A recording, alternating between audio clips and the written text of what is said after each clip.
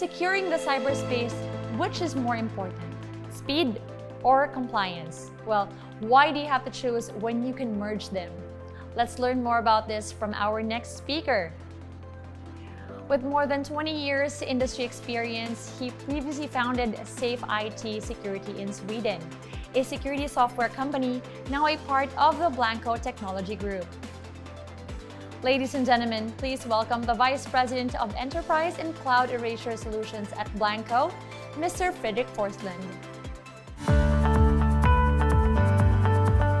I work with Blancco since 2016. So I've been in 2 companies, and wherever I go, I bring Blancco with me. And I'm particularly assigned in managing data lifecycle. So I'm a data protection officer, and I make sure that the personal data of our clients are secure, and Blancco simply just closes the loop of data lifecycle. So that's why I really feel the need to include Blancco in our processes and governance. So I intentionally include them in our privacy manual, in our privacy policy, and so on.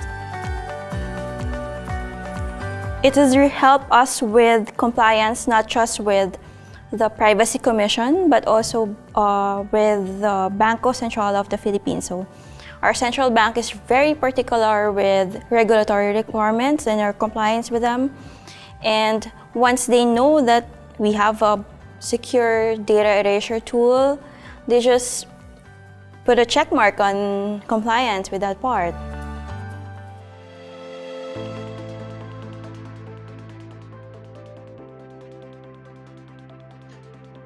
Hello for all my friends at the ISOG. I wish I could be there in person. But today, me, Fredrik Forslund, will have to join from Sweden via video link. That would have been a true pleasure to meet up in person. I haven't had garlic rice and a good adobo in a long time, together with some fresh mango as a dessert. So I just have to keep on dreaming for a little bit longer. This session, I want you to walk away with a few key insights. The title is Merging Speed and Compliance, Incorporating the Power of Automation at Data End of Life. I'll show you a few slides, and I will also give you a few key messages that I think are important. But first of all, why are we talking about data end of life and automation? Let me bring a few things to your attention. You should be seeing the screen and the first PowerPoint. When we discuss this topic, what we need to remember is that timing really is now. Data end of life is part of the overall data protection that we are globally working to achieve. Data protection, cybersecurity, understanding the value of information and making sure that we do everything that we can to protect it. We have legislation, national as well as regional. We have the GDPR, etc. All of this combined has made analyst institutes like Gartner concluding that from now on, this is a core C-level requirement to make sure that you have robust data sanitization included in your security policies. Data sanitization, that's the technical term for end of life. How is that done today? Well, when we look at the key method around the globe, we are still seeing physical destruction. This is how many organizations still choose to protect their data. This is not easy. Actually, you have to do it a lot better than what we see on this picture. Just drilling a hole is not going to give you good data protection long term. You have to follow very strict regulations on how to destroy. But why destroy today? That's the big question. We know that when you remove hard drives from systems to protect data, you destroy them, you will end up with a much bigger risk for sustainability challenges, where equipment might go to e-waste rather than reuse and creating value in the system. But with this in mind, let me revert back to how things have been developing. I'm closing the slides for now. And look at this. This is a floppy disk. 20 years ago, you could achieve data sanitization, data end of life, not through that much automation, but by plugging this into an IBM compatible desktop and running your Erasure. How does it work today? Let me bring you back to an interesting picture that will give a quick illustration of how things today are working. And now you should be seeing my very much advanced current floppy disk. So when you look at data sanitization, data end of life, you have a really interesting technical opportunity to create automated workflows that will allow you to incorporate this security operation into your existing asset management processes. When you do this, you can design very detailed processes. You can achieve the highest possible security, but also, like this example states, when you have this kind of automation, you can scale a process and achieve a tremendous efficiency gain. If we look at a data center only a few years ago, and you had a planned decommissioning of servers, for example, the normal procedure would be to hands-on remove the servers, take out the drives, unscrew the drive from cradles, then process each drive individually, either through some sort of destruction process or maybe running a sanitization drive by drive.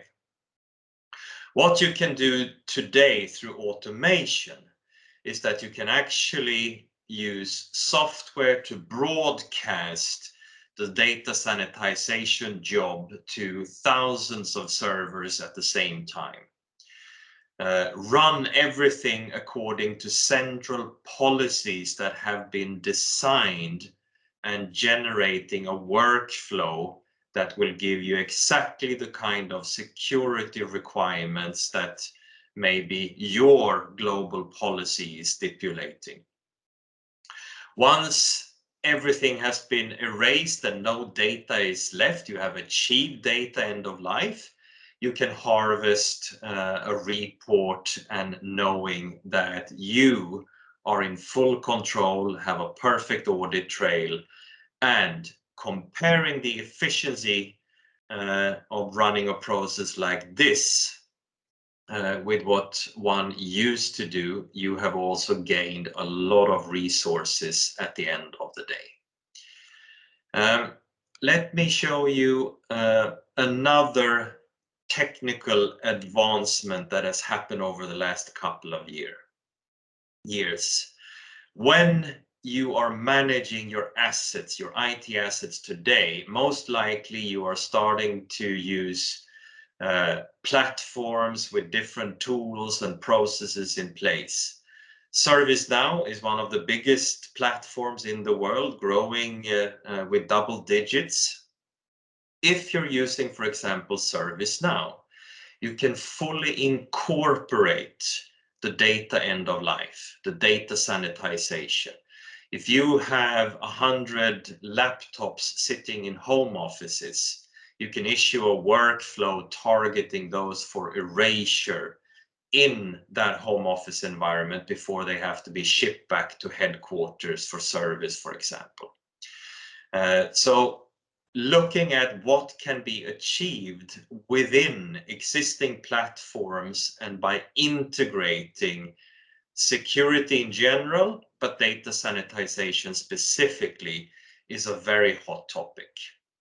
And not only for ServiceNow, we can run it in a Microsoft environment where you have Intune and device management as another example, and there are plenty more good integration examples. So keeping things in mind, we live in a world where data privacy legislations are increasing rapidly around the world. We're actually seeing a trend that it will triple in the coming 2 to 3 years when you look at legislations that are about to be implemented in different nations and also in different regions. With that in mind, we have to do our absolute best to protect our data. It is an asset, but it's also a liability. And we need to understand when are we looking at data as an asset and when it is a liability and we need to remove it. We have clear guidelines that have become global standards on how to do this. So there is definitely no doubt that you can achieve the highest level of purge security when incorporating and automating these processes. Audit trail, this is the key. This is how you prove to your auditors, external or internal, that you have good processes in place and that those processes are delivering the kind of security according to standards and guidelines that we want to see. This is an example of how a NIST 800-88 compliant report can look like. And then finally, if you think about one thing from this session that you will remember, listen to this quote from a Fortune 100 CIO, where they simply concluded in the organization, no equipment leaves our site with any data on it. And then you start thinking about the data lifecycle on top of the equipment life, and you will have an interesting thought process to look forward to. So that's where we stand today. We can automate and incorporate in a very efficient way different sanitization processes. We've come a long way from this, and we now have great opportunities to improve our security. Thank you very much. I hope the video has worked well, that you're all great, and hopefully that we can interact soon in a Q&A or even a live meeting. Thank you very much. Bye from Sweden.